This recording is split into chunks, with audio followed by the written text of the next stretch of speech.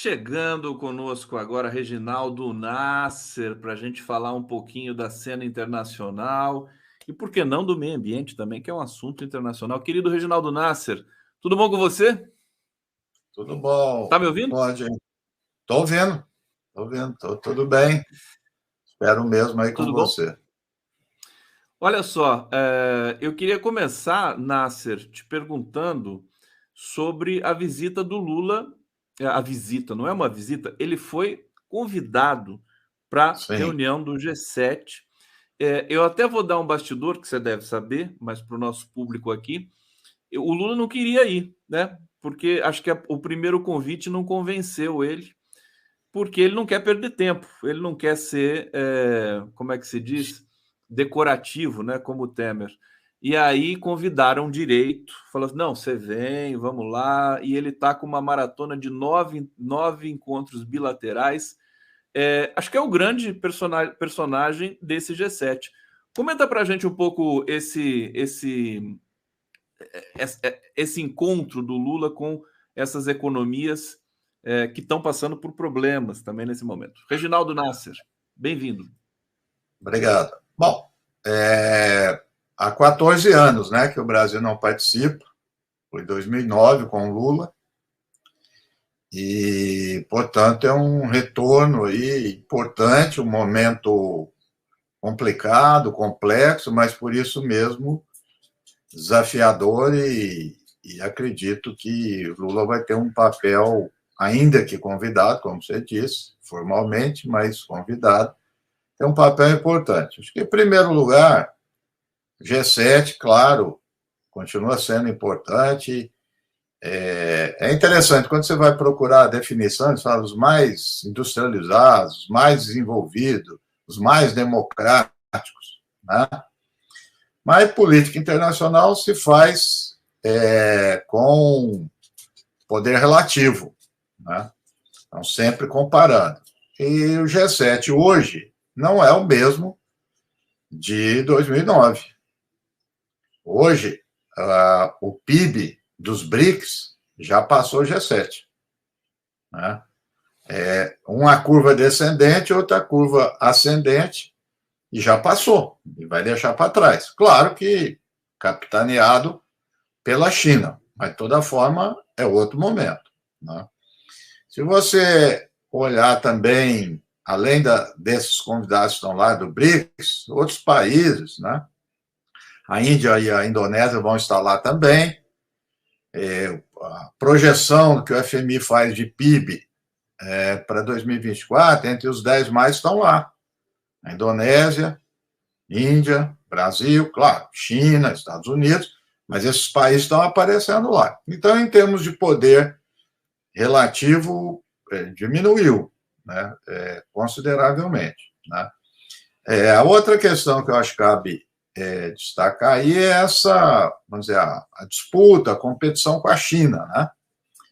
Que os Estados Unidos teima, né, em levar isso ao limite.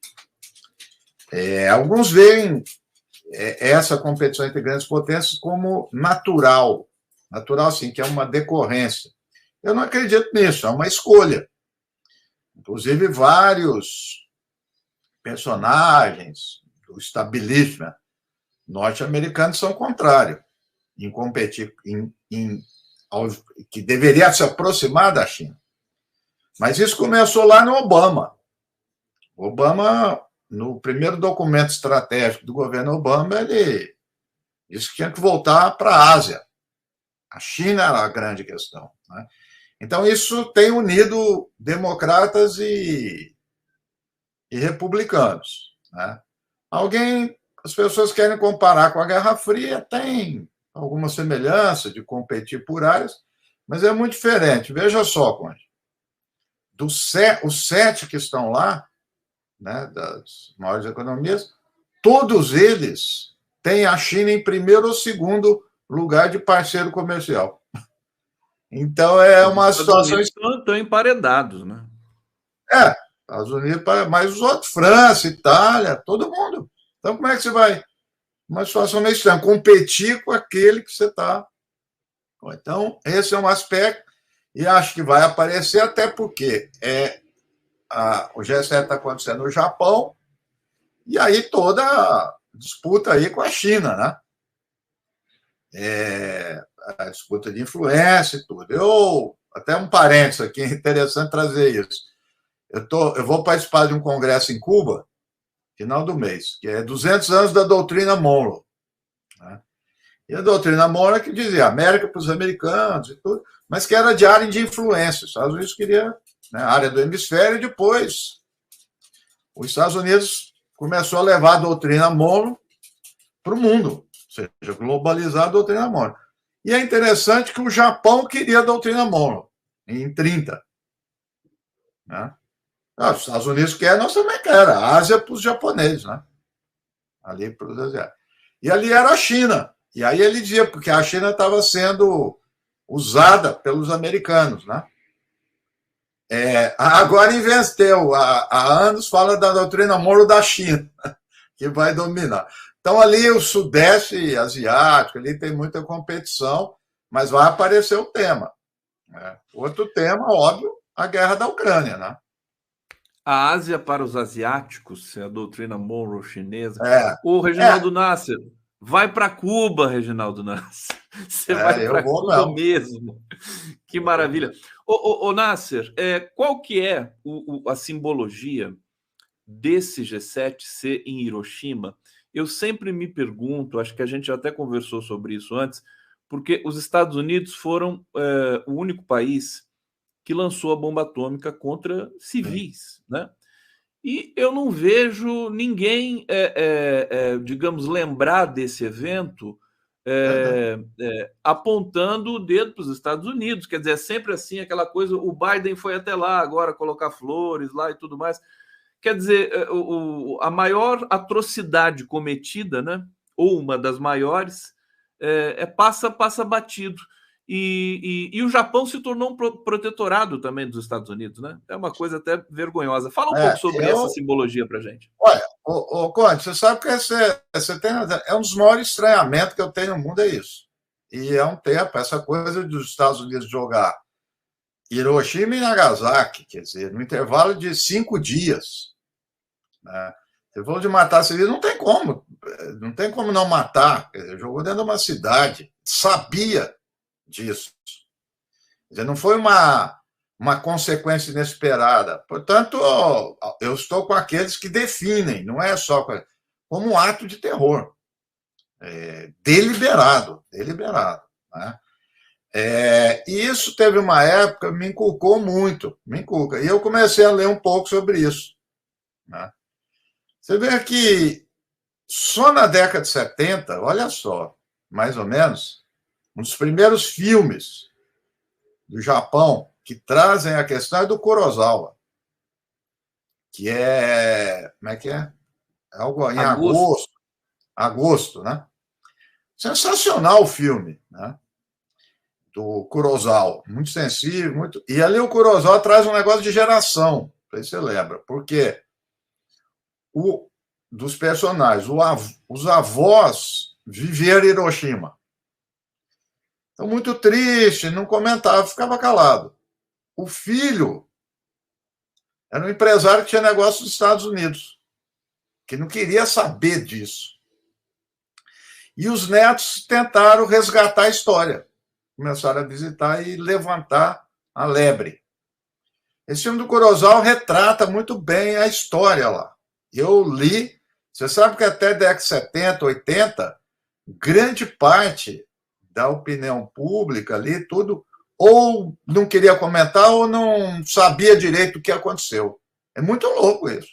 Não sabia, não sei o que é Hiroshima, não sei o que é Nagasaki, tal, não sei tal. Aí um dia eu também li uma matéria tem uma série que chama, produzida pelo Spielberg, Guerra no Pacífico. E o Spielberg tem aquele caráter realista, muita batalha. E o jornalista estava nas filmagens e ouviu uns figurantes jovens comentando: pô, esse diretor está exagerando. Né? O cara chegou perto e falou: como assim? Pô, imagina, nós somos irmãos dos americanos. Nunca houve guerra.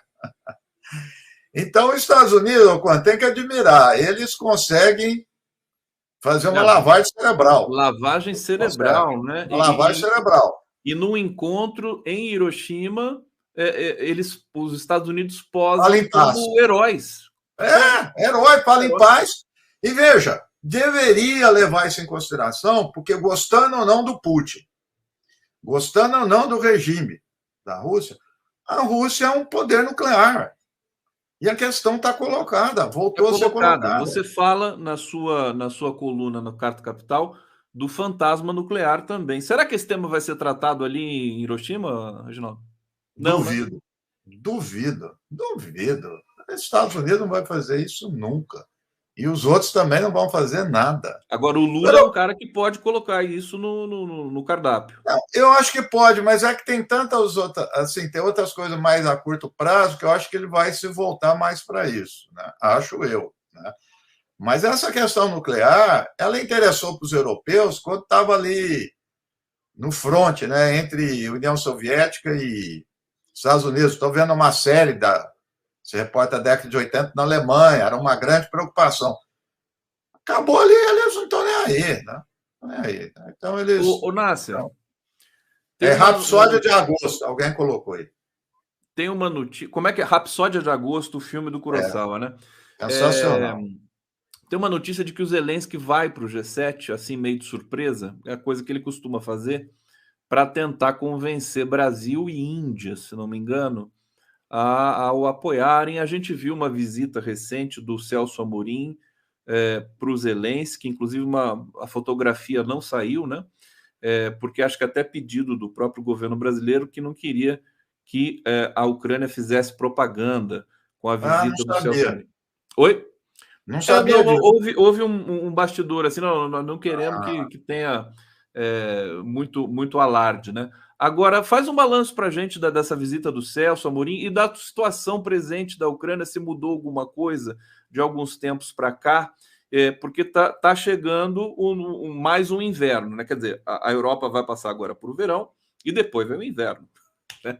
Que vai digamos, mostrar mais uma vez uma certa fragilidade. Alguns analistas dizem que, acho que você que me disse, né, que aquele primeiro inverno não ia ter tanta questão. Agora o segundo vai pegar feio. Diga para gente, Reginaldo. Não, acho que coisa do Zelensky aí. Acho que o Brasil, pelo que eu vi, foi um dos únicos países na representação do Amorim que encontrou com o Zelensky e o Putin depois de ter iniciado a guerra. Foi o único. Então, eu sempre digo o seguinte, é óbvio, mas às vezes a pessoa não percebe. Qual a qualidade do mediador? Né? É o reconhecimento que ele tem pelas partes. Quem diz são as partes. Não tem... o Brasil é bom, é ruim. Quem diz são as partes. Então, se o Brasil tem o reconhecimento da Rússia, se tem o reconhecimento da Ucrânia, ele está qualificado para isso, né? Para ser alguém fazer mediação. E eu acho que essa viagem demonstrou isso. Mas demonstrou também que a questão lá é um imbróglio. É um grande imbróglio. Porque, veja só, quando se chega num conflito desse, tem que ter uma estratégia para ambas as partes, para elas divulgarem as suas narrativas para as suas populações, para os seus aliados, que ela saiu ganhando. Os dois têm que sair ganhando. Entendeu? Os dois têm que falar que saiu ganhando. Né? Então, muito se aprendeu com a crise dos mísseis em Cuba. Então, porque diz o seguinte, lembrando aí o pessoal, detectou que havia míssil da União Soviética em Cuba, poderia atingir os Estados Unidos, e míssil norte-americano já tinha na Turquia. E aí criou um impasse. Bom, o resultado foi que ambos tiraram os mísseis da Turquia e o tirou de Cuba. Só que aí depois o grande restante aqui que nós vamos falar, quem que perdeu, quem que ganhou. Né? Então, a Ucrânia colocar que quer voltar a discutir Crimeia, é impossível. Isso é impossível, é não ter acordo. Então, isso daí não vai ter. Se ela não abdicar disso, Não vai ter acordo nenhum. Isso aí esquece. Então, ou seja, tem perspectiva, mas o caso em si é muito complicado. Você vê, a China também tentou. Eu acho, pegando a deixa aí só para terminar o que você falou, que essa crise energética na Europa. Aliás, ontem, quando eu vi uma matéria, problema de macarrão na Itália. Está subindo o preço, está em falta. Isso aí pode derrubar o governo na Itália. Por quê? Por causa do trigo da Ucrânia.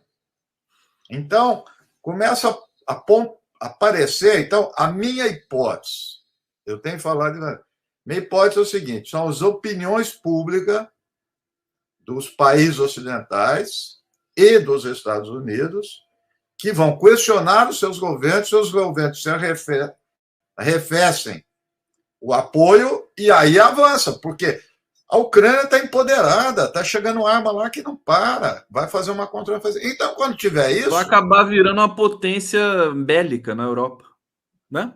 Já é, né? Só que todo mundo está alertando para onde vão essas armas, né? Um dia vai parar em algum lugar, porque não é o governo que está com isso, né? Mas veja, mas independentemente disso, eu acho que então vai ser essa população. Começa a aparecer. Itália está negócio de trigo, energia, papapá. Então, para ter a paz, eu acho que tem que baixar a bola da Ucrânia. Para baixar a bola. E o Biden está perdendo lá. Pesquisa de opinião pública, tudo. O Trump fez um discurso razoável. Eu achei muito bom. Aliás, sem querer te interromper, e já interrompendo, o Trump acaba sendo... daqui a pouco a gente vai ter eleições nos Estados Unidos e ele é contra a guerra. Quer dizer, sim, ele pode acabar ganhando essa eleição com um discurso anti-guerra. Não tenha dúvida. Veja só, você ouvindo, tira que é o Trump, ele disse o que o Lula está falando. Fala da arma, não quero saber disso, vamos fazer um acordo. Outro dia eu estava comentando, a gente pode fazer o que quiser, mas não pode desconsiderar fatos. Veja, nesse aspecto que estou falando. Trump é um fascista, aliado do Bolsonaro, a gente já sabe tudo isso. Mas veja, quem fez o acordo com a Coreia do Norte? Trump. Era um grande pepino, ele foi lá e fez o acordo. Quem fez o acordo com o Talibã? O Trump. Então, veja, são os paradoxos, as contradições da vida. Vai fazer o quê? A vida é assim, ué. Vai um lado, vai o outro, tal. O Biden é nosso parça, tal, e agora fazendo essa coisa com a Ucrânia e também outras questões aí. Mas você é um que acha que os democratas são muito mais dissimulados do que qualquer outra coisa. Não tem dúvida. Sempre foram. Sempre foram. Os democratas, o Bush, na competição, o Bush que fez os democratas perderem. Até o Bush, história dos Estados Unidos, as maiores atrocidades e guerra foram dos democratas. É fato isso. Aí quando chega o Bush, a coisa já mudou. Né? Mas, veja, Vietnã, quem que fez? Quem entrou na guerra? Os democratas, ó. Eles ficaram lá até entrar o Nixon.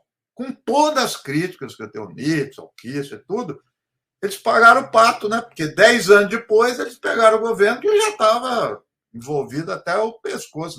Quem que programou a invasão de Cuba?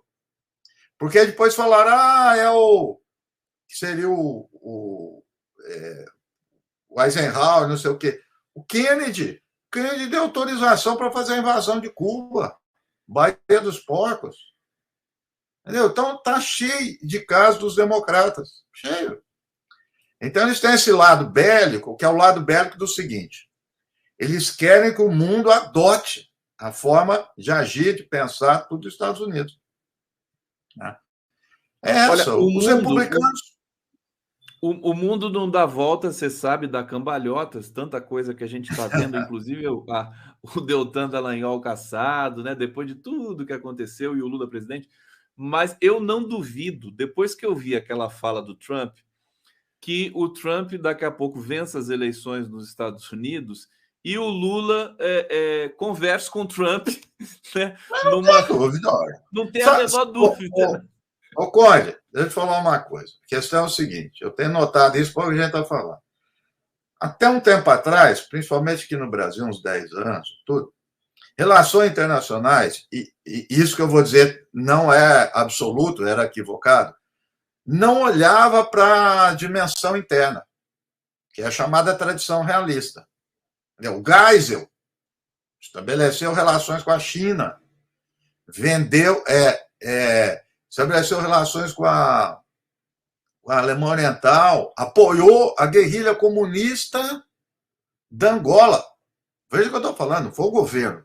A guerrilha comunista de Angola foi apoiada pelo Ernesto Geisel. Então, se tinha uma lógica que vai ser, não entra em assunto interno do país, estabelece interesse, tudo, né? Quando nós entramos nessa loucurada aí de extrema-direita, aqui no Brasil, outros lugares, tudo, nós tendemos a levar para as relações internacionais todos os elementos da política interna. Não funciona isso. Ninguém faz isso. Nenhum estadista faz isso. Eu não. Veja, antes falava assim, eu lembro o dia do Bolsonaro, a China. Que China? China tem negócio com o Brasil, que não é com o Bolsonaro. É claro que com Lula a coisa melhora, mas não rompe com mudança de governo. Lembra quando o Temer entrou? Agora vai ver a China, foi a primeira viagem do Temer. O Lula, a primeira viagem dele no governo, no 2002, foi para os Estados Unidos. Velho. E isso que você está falando. Eles contam que ele estava conversando, o Bush virou para o Colin Powell e falou, nossa, ele pensa como a gente, interesse nacional. O Bush achou estranho o Lula falar, né? Então, isso daí, não é variável interna. Claro, o Trump está sendo oportunista, mas o Trump, alguém escreveu aí, é negócio.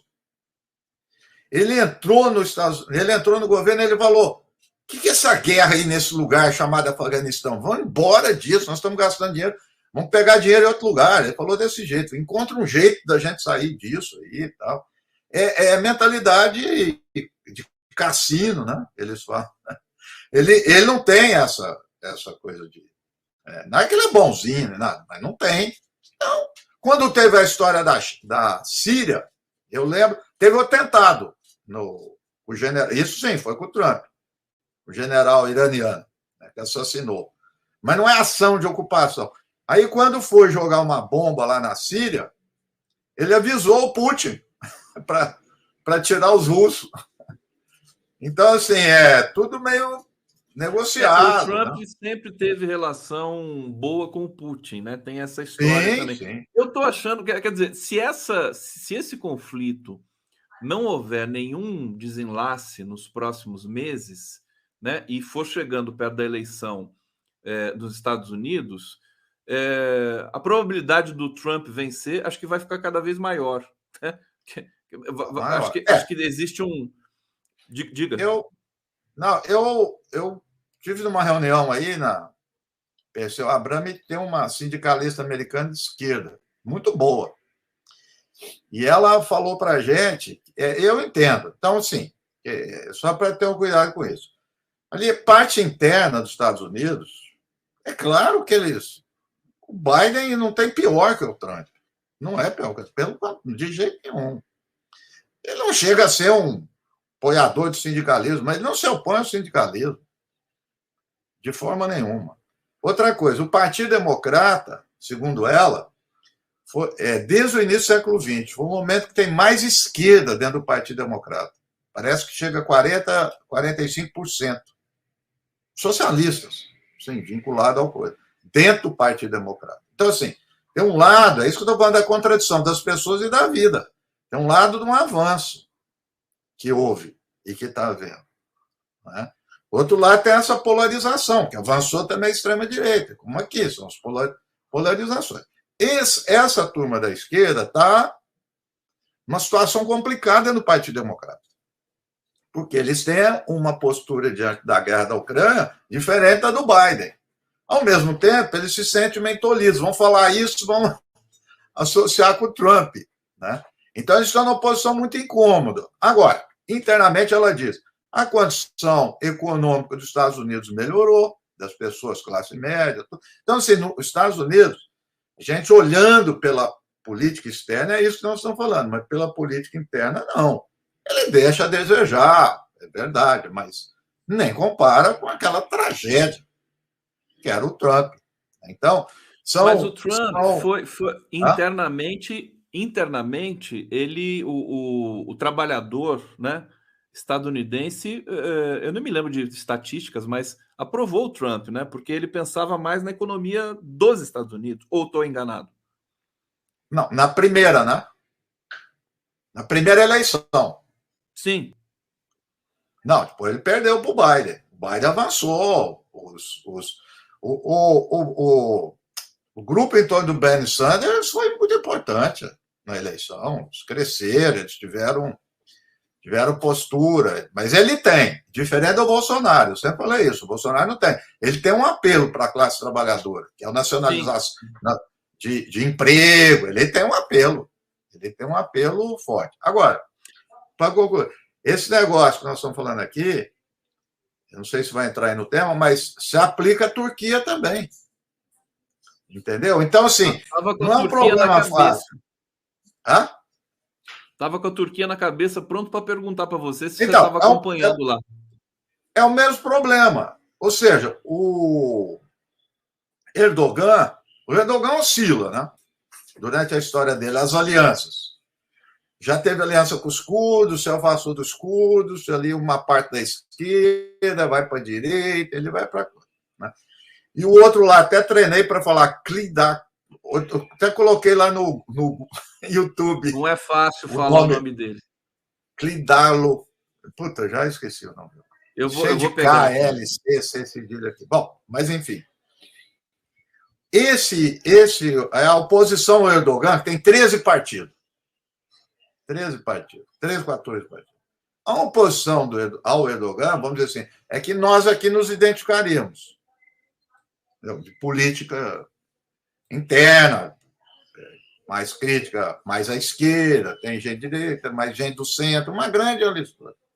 Agora, essa turma apoia a OTAN. Aí é que está, isso que eu estou falando. Então, na parte de política externa, eles se alinham, entendeu? Com o Ocidente. Esse é um problema. Esse é um problema que está acontecendo em várias partes do mundo, né? Não é só aqui. Eu coloquei na tela aqui o nome do pleiteante ali, desafiando o Erdogan na Turquia, Kemal Kılıçdaroğlu. Mas não pronuncia assim. Cedilha. Hã? Mas não, eu pus no YouTube, depois você põe, então no lugar lá, how to pronounce, você vai ver, não fala assim. Não, eu não tô pretendendo falar como mas é o Kemal. Vamos chamar de Kemal. Kemal, fica mais fácil. Olha, deixa eu avisar aqui, o Carlos Alberto Veloso Lopes, eu vou deixar o seu comentário para quando o Breno Altman chegar aqui, porque fala do arcabouço, tá bom, meu querido Carlos Alberto? Só para você saber que está aqui guardadinho, viu? Júlio Gonçalves Rocha aqui colaborando conosco, Luciana Barros, Lula foi para lá para ser juiz de boxe, tem que tomar cuidado para não tomar um cruzado na cara, os lutadores são ferozes, não sei se são tão ferozes mais assim também, tá todo mundo meio caidaço lá, né? O Nasser. Juscelino, no Donbass teve plebiscito, votaram por fazer parte da Federação Russa. Cláudio Alves, o maior exportador de trigo do mundo é a Rússia. Nasser, nosso amigo querido, o Arbex, José Arbex, esteve aqui e eu vou trazer uma questão que ele apresentou um pouco aqui para a gente, que é o seguinte, que você deve, inclusive, conhecer. Primeiro, ele falou que participou de uma reunião, não sei se por videoconferência na Alemanha, ou se ele foi lá mesmo, disse que, assim, você falou para os alemães, né, vocês são um país ocupado, né? Falou assim, depois ele foi expulso de lá, né?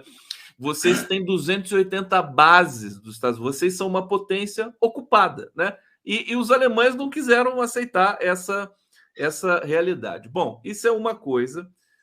E a outra é o seguinte: os Estados Unidos não vão aceitar a perda da hegemonia, e o Arbex está dizendo o seguinte: eles não vão aceitar. A CIA já está trabalhando, eles estão fazendo de tudo, né? Vai ter golpe para lá e para cá, vão fazer tudo que sempre fizeram, basicamente, para impedir essa reviravolta no cenário internacional. Agora, por outro lado, Nasser, é incontornável isso, né? Não tem como tirar a China do horizonte. Isso.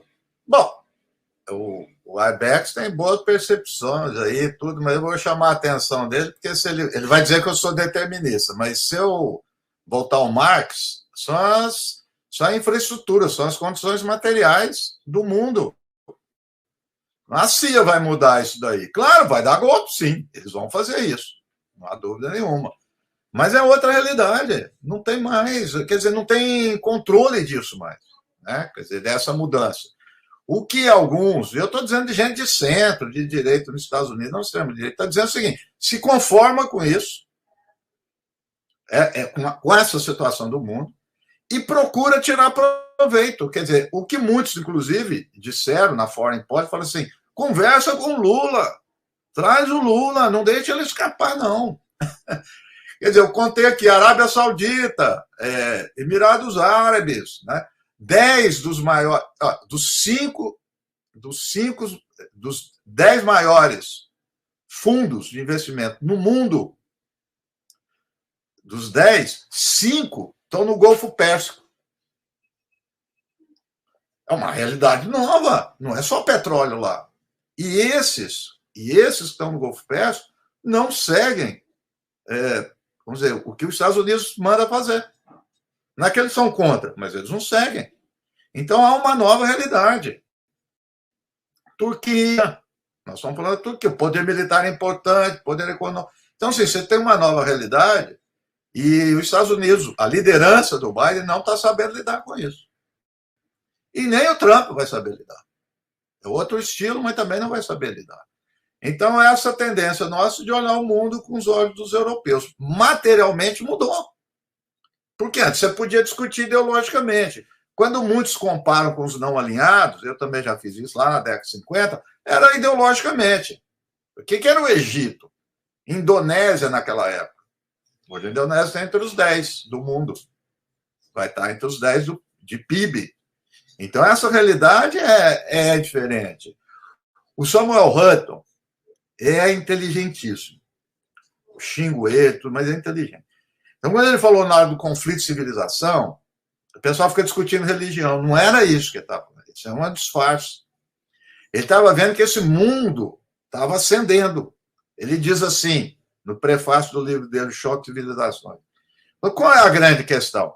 Ele diz assim, eles, ou seja, que não é a civilização ocidental, que, aliás, não nos coloca na civilização ocidental, a América Latina, para ele, não está no Ocidente. Não é Ocidente. Tem gente que acha que o Brasil é branco, né? Que é uma coisa assim. Mas não tem nada a ver com. Nós não temos nada a ver com o Brasil. E o Brasil.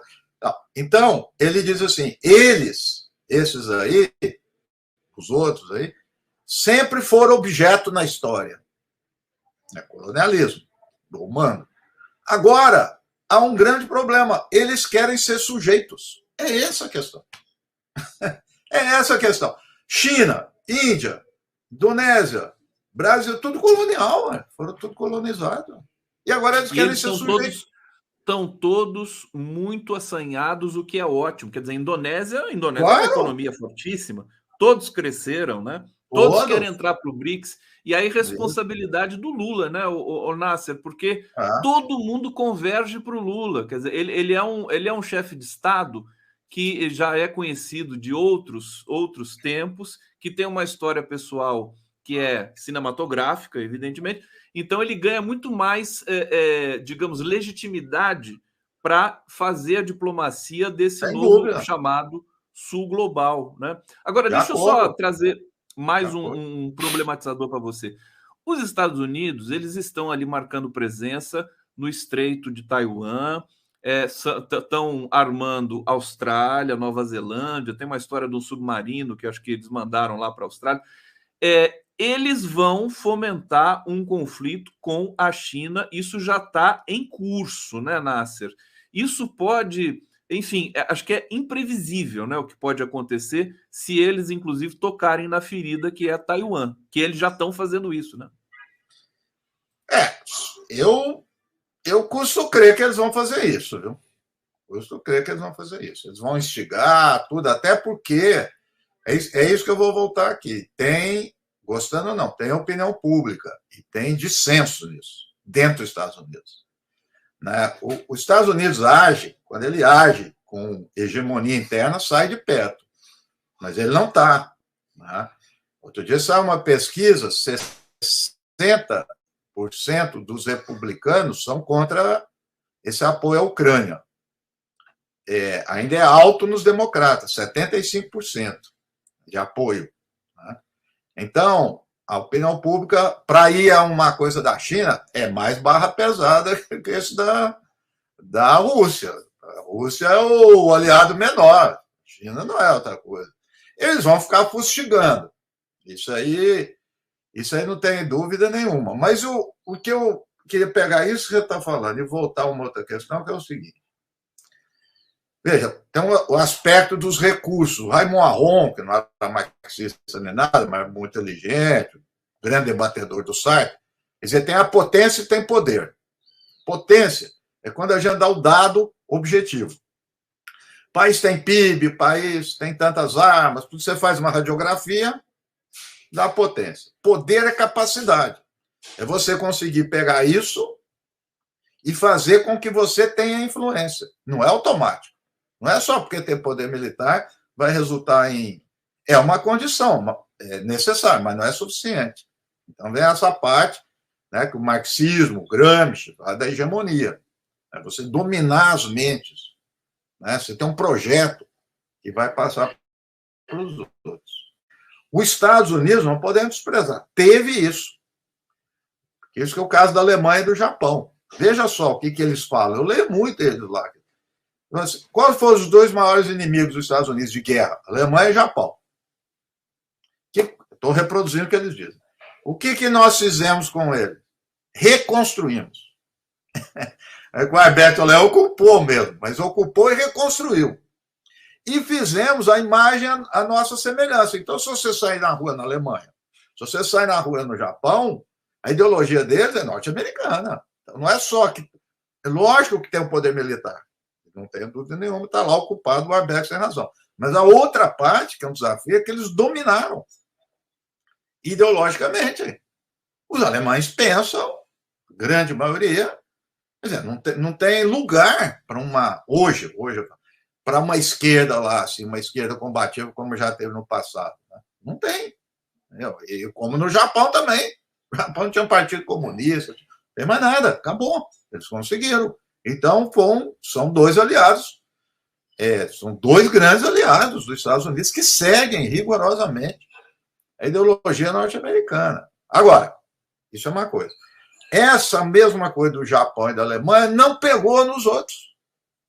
Os Estados Unidos queriam fazer esse laboratório no Oriente Médio. Eles diziam, agora nós vamos lá. Virou o contrário. Não pegou com a Índia. Não pega com a Indonésia.